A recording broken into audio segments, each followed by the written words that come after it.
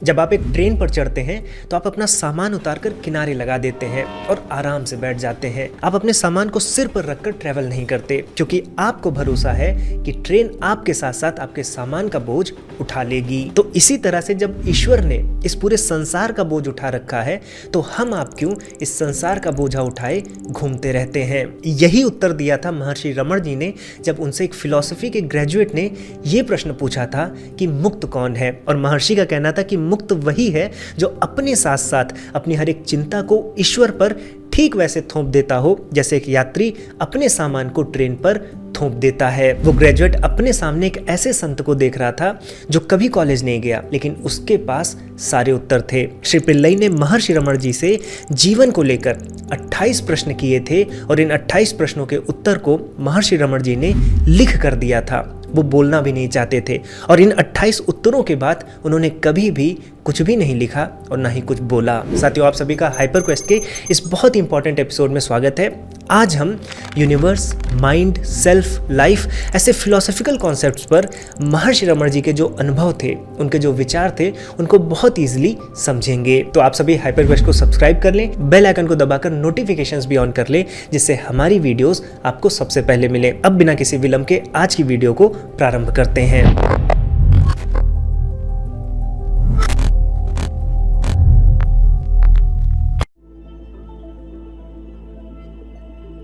मैं कौन हूं?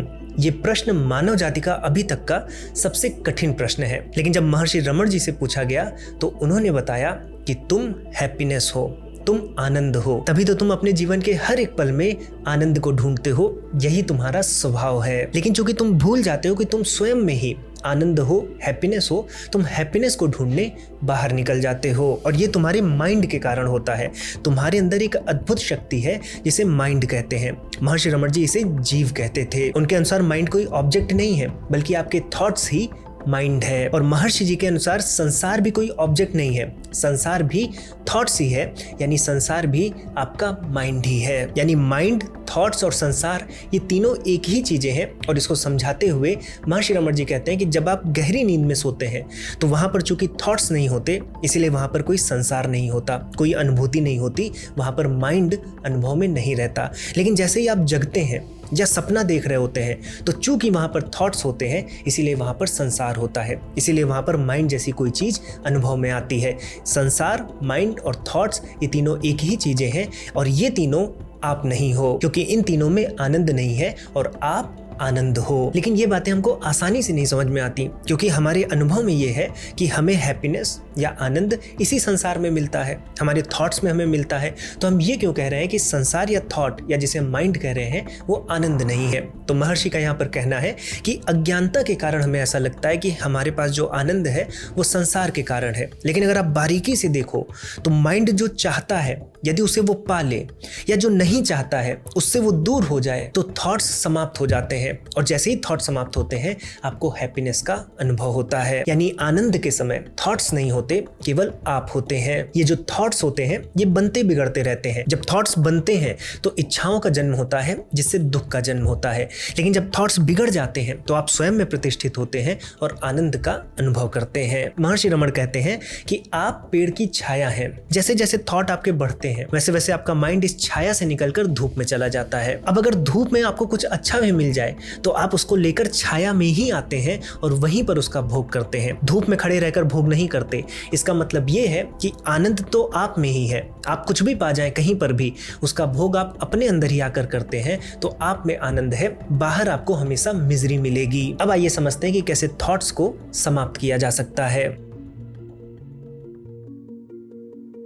अब साथियों, क्या माइंड से छुटकारा पाना संभव है? तो इस पर महर्षि रमण जी कहते हैं कि यदि हम ये जान लें कि माइंड का जन्म कहाँ हो रहा है तो उसको हम वहीं मार देंगे। और उन्होंने कहा अगर हम बारीकी से देखें तो माइंड का जन्म वहीं होता है जब आपके अंदर सबसे पहले मैं का अनुभव आता है। यानी आपके अंदर कितने भी थॉट्स क्यों ना उठते हों लेकिन उन सबसे पहले एक थॉट ये जरूर उठता है कि ये सभी थॉट्स मुझे हो रहे हैं, ये है मैं का थॉट, और यहीं पर माइंड का जन्म होता है। यानी जब आपके अंदर मैं का थॉट बिल्ड हो जाता है, उसके बाद ही दूसरे थॉट्स जन्म लेते हैं। जैसे जैसे आपके थॉट्स बढ़ते जाते हैं, उनकी स्ट्रेंथ घटती जाती है, और जैसे जैसे थॉट्स घटते जाते हैं, उनकी स्ट्रेंथ बढ़ती जाती है। मान लीजिए आपका जो माइंड है वो 100 यूनिट शक्ति का बना है, और मान लीजिए एक समय में आपके माइंड में 100 थॉट्स हैं, तो हर एक थॉट 1 यूनिट शक्ति का होगा। लेकिन अगर आप उन 100 थॉट्स को घटाकर एक थॉट पर आ जाते हैं, तो सिंगल थॉट 100 यूनिट का होगा। और इसीलिए ऋषि मुनियों ने भी ध्यान को,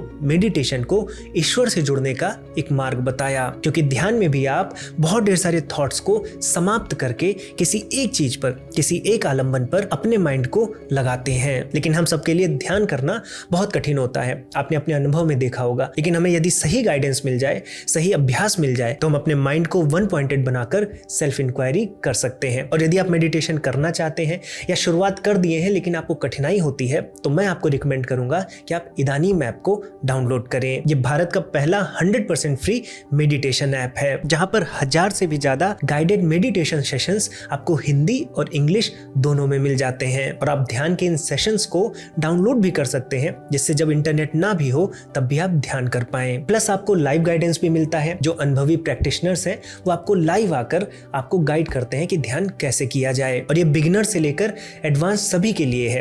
बिगिनर्स के लिए फ्री कोर्सेज हैं, और एडवांस अगर आपको जाना है, विपश्यना करनी हो, आनापानसती करनी हो, तो ये मेडिटेशंस भी मिल जाते हैं। और इसके साथ साथ आपका मेडिटेशन और स्ट्रांग हो पाए तो आपको कामिंग साउंड्स हो गए, ओम चैंटिंग हो गई, या और जो दूसरे सेक्रेट चैंट्स हैं वो भी मिलते हैं। तो अगर आप अपने जीवन में शांति की तरफ, सेल्फ इंक्वायरी की तरफ और जागरूकता की तरफ बढ़ना चाहते हैं, ध्यान को करना चाहते हैं, तो इदानी मैप को डाउनलोड कर लीजिए। आपको वीडियो के डिस्क्रिप्शन और पिन कमेंट में एंड्रॉइड और iOS दोनों की लिंक मिल जाएगी। तो साथियों, अभी तक हमने ये जाना कि अगर आप में थॉट्स बने रहेंगे तो संसार बना रहेगा, संसार बना रहेगा तो दुख बना रहेगा। इसलिए हमें थॉट्स को हटाना है। क्या थॉट्स को हटाने के लिए महर्षि रमण जी ने कोई तरीका बताया है? आइए जानते हैं। तो साथियों, महर्षि कहते हैं कि जब भी आपके माइंड में कोई थॉट उठे तो आपको क्या करना है? आपको सिंपल सा एक प्रश्न पूछना है कि ये थॉट किसे हुआ। तुरंत आपको उत्तर मिल जाएगा कि ये थॉट मुझे हुआ। और जैसे ही आपको ये उत्तर मिलेगा, आप मैं के थॉट पर पहुंच जाएंगे। और मैं का थॉट वही थॉट है जहां से माइंड जन्म लेता है। और अगर आप बार बार इसका अभ्यास करेंगे कि जब भी कोई थॉट आ रहा है आप तुरंत उसको सोर्स पर ले आ रहे हैं, तो आपका माइंड हमेशा सोर्स में ही रहेगा। महर्षि रमण इस सोर्स को हार्ट कहते थे, कि आपका जो हृदय है वही माइंड का सोर्स है। आपके हृदय में ही मैं का थॉट रहता है, और जब माइंड अपने सोर्स में रहता है तो सबसे ज्यादा शक्तिशाली होता है। और एक शक्तिशाली माइंड ही सेल्फ इंक्वायरी कर सकता है, यानी आपको अपने आप तक पहुंचा सकता है। यहाँ पर रमण महर्षि बताते हैं कि जब आपका माइंड आपके हार्ट में रहता है तो इसे अंतर्मुखी होना कहते हैं। और जब आपका माइंड आपके हार्ट के बाहर होता है, यानी आपके हार्ट से बाहर निकलकर आपके ब्रेन के थ्रू, आपकी इंद्रियों के थ्रू संसार बनाता है, तो उसे बहिर्मुखी कहा जाता है। और बहिर्मुखी होने में दुख ही है, सुख तो केवल अंतर्मुखी होने में है, जब आप अपने आप में अपने आनंद के स्वरूप को पा लेते हैं। लेकिन यहाँ पर यह भी प्रश्न उठता है कि जब हम आनंद स्वरूप हैं तो हम कैसे दुख रूपी माइंड को जन्म दे देते हैं, या दुख रूपी थॉट्स और संसार में फंस जाते हैं? तो इसका उत्तर महर्षि रमण जी एक मेटाफर से देते हैं। वो कहते हैं कि जैसे सूर्य है, तो सूर्य का प्रकाश चारों ओर एक सा फैलता है। वो पृथ्वी पर भी जाता है, अन्य ग्रहों पर भी जाता है। पृथ्वी पर आता है तो पृथ्वी पर भी नाना प्रकार की एक्टिविटीज में सम्मिलित होता है। नाना प्रकार के पेड़ों का जन्म होता है। लाखों प्रकार के जीव जंतु सूर्य के कारण ही जीवन जीते हैं।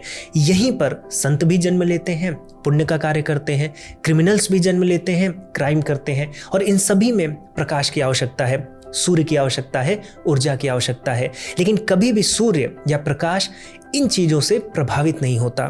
वो ऐसा नहीं है कि एक दिन बुरा मान जाए और पृथ्वी पर प्रकाश ना भेजे। तो सूर्य और सूर्य के प्रकाश के कारण ही पृथ्वी पर बहुत कुछ हो रहा है, लेकिन उससे सूर्य और सूर्य का प्रकाश प्रभावित नहीं होता। ऐसे ही सेल्फ से माइंड जन्म लेता है। माइंड में दुख सुख बहुत कुछ चीजें होती हैं, लेकिन माइंड के स्वरूप से सेल्फ जो है वो प्रभावित नहीं होता है। जैसे किसी ऑब्जेक्ट के होने के लिए स्पेस तो चाहिए, लेकिन ऑब्जेक्ट के होने से स्पेस को कोई प्रभाव नहीं पड़ता। ऐसे ही माइंड के होने के लिए सेल्फ तो चाहिए, सेल्फ माइंड को प्रेरित करता है, लेकिन माइंड में कुछ भी हो उससे सेल्फ पर कोई प्रभाव नहीं पड़ता। इसलिए सेल्फ हमेशा आनंद स्वरूप बना रहता है। अब साथियों, ये प्रश्न उठता है कि यदि हम अपने थॉट्स को समाप्त कर दें तो ये जो ग्रंथ हैं, जो बहुत ढेर सारी पुस्तकें हैं, जो हम साइंस में एक्सपेरिमेंट्स करते हैं, या फिर मेडिटेशन ही क्यों ना हो, इन सब का क्या कोई मूल्य नहीं है? क्या इन चीज़ों से हमें दूर जाकर सेल्फ में ही प्रतिष्ठित हो जाना चाहिए? तो यहाँ पर महर्षि रमण जी कहते हैं कि अपने सेल्फ से बाहर ना आना, अपने सेल्फ में ही बने रहना, यही ज्ञान है। उनके अनुसार संसार की कोई भी पुस्तक हो, संसार का कोई भी ज्ञान हो, वो आपको मोक्ष नहीं दिला सकता।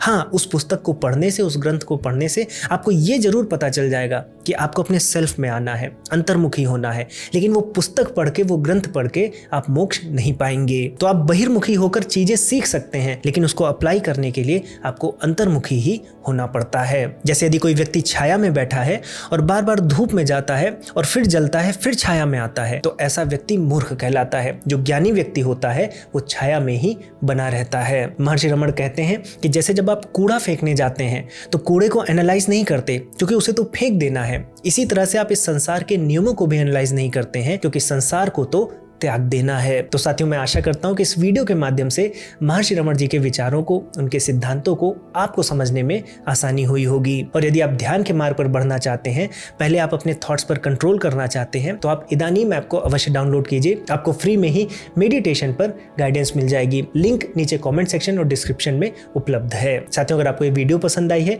और ऐसे ही अन्य महापुरुषों की जो फिलॉसफीज हैं उनके बारे में जानना है, तो आप कॉमेंट में हमें बताइए कि हम नेक्स्ट कौन सी वीडियो करें। साथ में इस वीडियो को अपने दोस्तों में, अपने परिवारजनों में साझा करें। इसके साथ साथ हाइपरक्वेस्ट को भी सब्सक्राइब कर लें और बेल आइकन को दबाकर नोटिफिकेशंस भी ऑन कर लें, जिससे ऐसे ज्ञानवर्धक वीडियोस आपको सबसे पहले मिले। तो साथियों, इस वीडियो को, इस टॉपिक को यहीं पर दूंगा विराम। अब मैं मिलूंगा आपको एक नए टॉपिक के साथ नई वीडियो में।